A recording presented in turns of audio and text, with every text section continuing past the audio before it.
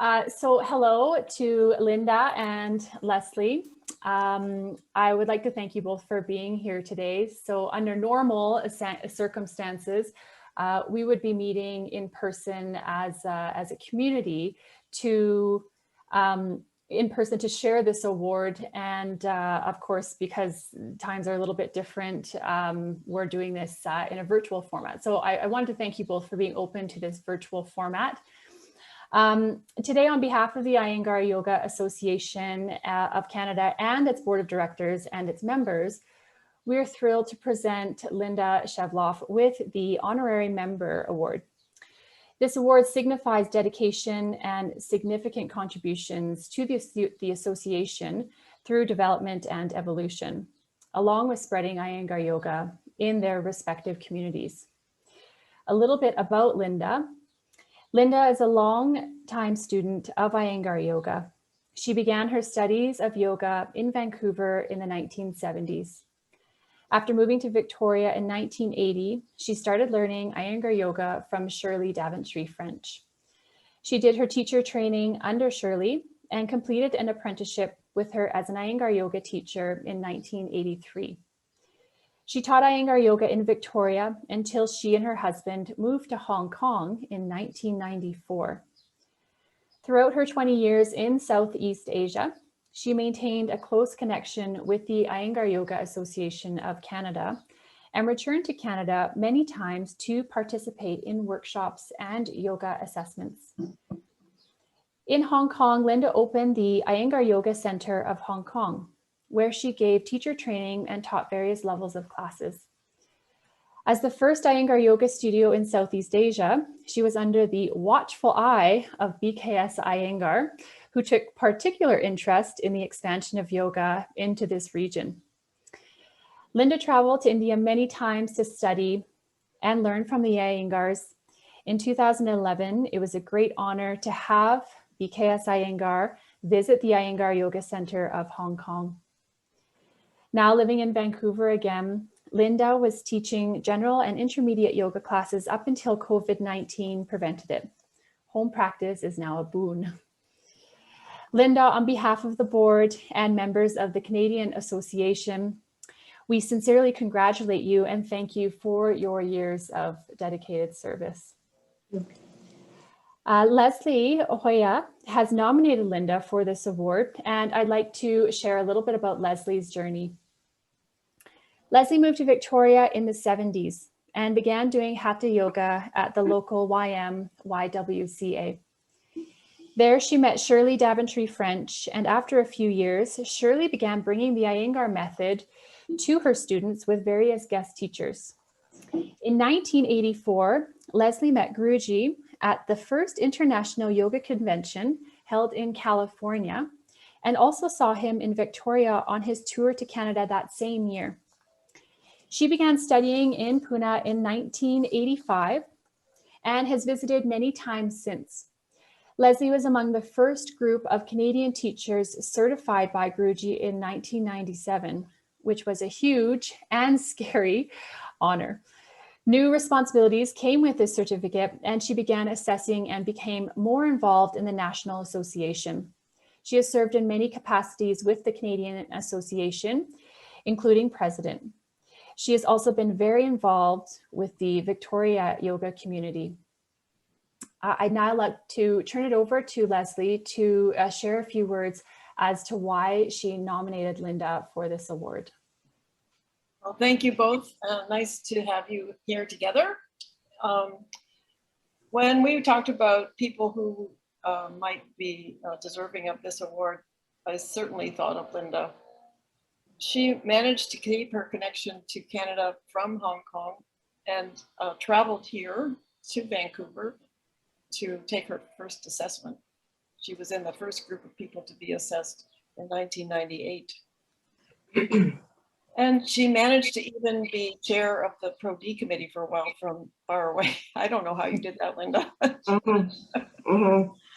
And her skills in so many areas. She trained as a English language teacher and taught in high school, both here in Canada and in Hong Kong. so she used those skills. And I was going to ask Linda during this time about her development of our exams. Now, exams are a big thing when you're being assessed in this method. And Linda developed our introductory exams. And I don't know if you did other levels too. Yeah. So I was just going to ask Linda about how she got roped into that job. So Linda. Okay, hi, and thank you so much. This is such a wonderful moment, really, and I do feel very honored. And yeah, so anyway, I'll try to answer your questions here. So let's jump to that exam thing. So what had happened in Canada, I guess it was early 1990s. I was doing a master's degree in education because of my other, like my English stuff. And what I was studying at that point, and I did my research on for that degree, was something called multiple intelligences. And there was an intelligence brain scientist named Howard Gardner who had written quite a bit about it. And so that's what I was looking at. And I'd also been quite involved in developing government exams for students going from high school to university here in BC. And so I was up on a lot of theory about exams at that time. And so that was, be that as it may, and we moved to Hong Kong, and I continued with my life over there as a teacher. But the association in Canada had been told and had been formed and been told that, you know, we needed to start assessing and having that system that Guruji was putting in place around the world. And one aspect of that examination was to be a written exam that was based on, you know, some of the philosophy and on the anatomy and all that stuff that doesn't get covered when you're doing an asana demonstration or a teaching demonstration. And there had been a kind of rough exam that some of the people who'd done organized the first assessments had put in place. And it was really kind of a mess. I don't know if you remember, Leslie, it was terrible. And I was comparing that with some of the things I had studied, you know, and about how do you assess, like there are so many different aspects of the brain, and why are we always just focusing on one thing, and can you sort of round this out? So I think Shirley called me. Shirley always used to call me no matter where I was. And could I help with the exam? And I thought, you know what, I think I could. So what I did is I just went through all the different books that were on the syllabus for that period, that was for the junior intermediate, introductory 2 exam at that point. And tried to come up with different types of questions so that there would be sort of a balance and it wasn't all one kind of thing. And also tried to come up with, you know, different styles of questions, and questions that, you know, maybe were easier to mark and harder to mark and all that. So anyway, it took a bit of time to write that thing, and it was not perfect, to be sure. But anyway, I did that from there. And the plan had been at that point that exam, I wanted it to be that, okay, this will be 1 year's exam, or maybe we'll use this, but let's have some alternate questions and we can shift them around so it's not always the same. But that never really came to pass. And it was so hard to get everybody with the key, you know, because I had to write the key, and people in different parts of the country marking it. Just getting that one thing in place was about all it was. And so there have been little tweaks to that thing since then, and there are problems with that exam, but it was this kind of, it was because of that work I'd been doing with education that I got. And then what happened was, you know, Shirley and I don't know, you might have been on that committee too. Somebody asked me to revise another exam for another level. And so I was kind of working on those. And I had, not the senior one, of course, but yeah, anyway, yeah, so I did that. And now I'm on a committee to revise all of it because everything's been changed. And so we're looking at it, and I think we're going to throw out all those exams and come up with something a lot more holistic. So anyway, we'll see. Yeah. Well, thank you, Linda. I have another question for Linda. You mentioned briefly, you know, how Guruji, you worked with him directly. First of all, because you were in Southeast Asia, and it was like a totally new thing going on in Southeast Asia and China with people wanting to study Iyengar yoga. Suddenly they wanted to be certified instantly. Yeah. Want to have 3 years of practice before they started teacher training and all those things. So what's interesting for people to know maybe is that your first people that you trained actually still were connected so much with Canada. They had to come here to Canada for their exam, for their even junior one. George came to Canada. Oh, Yeah. interesting. Yeah. Yeah. So what happened there was I didn't have anybody to connect with in Southeast Asia other than India. And I didn't want to bother Guruji with every decision. And I felt like I was still very, very connected to the Canadian Association. And in fact, I was still working with, you know, the Pro-D committee and all of that in Canada from there. And I was doing my own assessments. So I was at a level where I was qualified to give teacher training and then to assess, just so that I could bring those people along. So I don't know, so I had a very strong connection with Canada. And then as this teacher training got moving in Hong Kong, I didn't know how I was ever going to get people assessed. And one thing was, okay, well, maybe we could bring assessors here. And the other was, well, maybe we could go to Canada. And the group, you know, people were well enough off that they could afford to fly to Canada. And it was going to be easier for us to arrange a trip to Canada, for them to go to Canada, than it was for getting assessors to come to Hong Kong. So sent them all to Canada and they all got assessed. Yeah. Wow, Yeah. that's Yeah. so interesting. How I know. many do you... In that first group, I think there were 6 of them.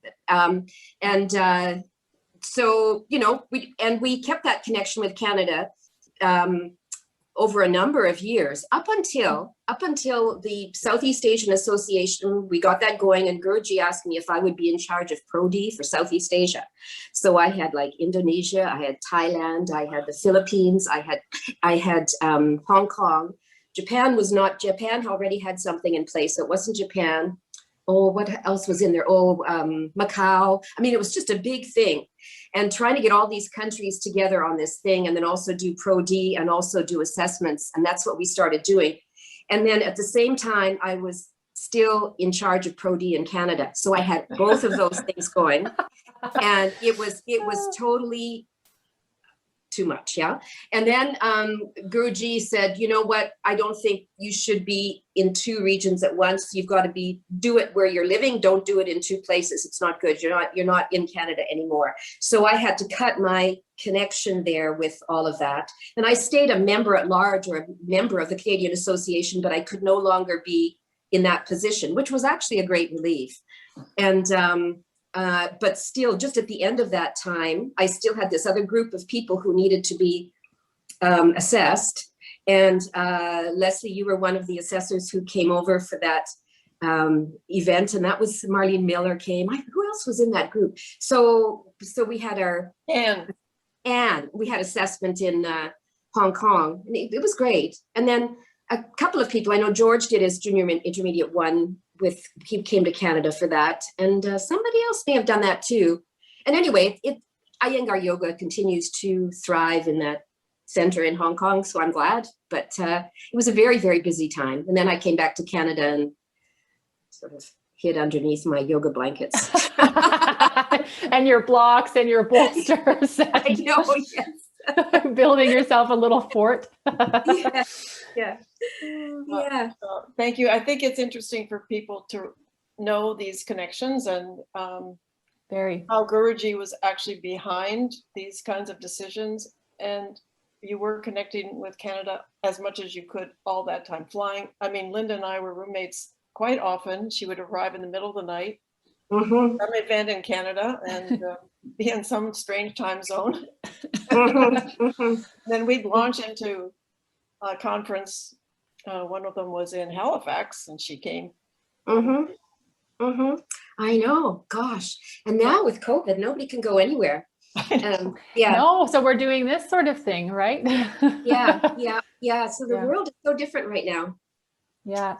It's interesting. Thanks for sharing that. And thanks for asking those questions, Leslie, because it is interesting, like you said, to see the connections and how this all came about, and the connections between Southeast Asia and Canada, and even the closeness that you were working with Guruji in such a close capacity. That's I bet very special and fond memories for you.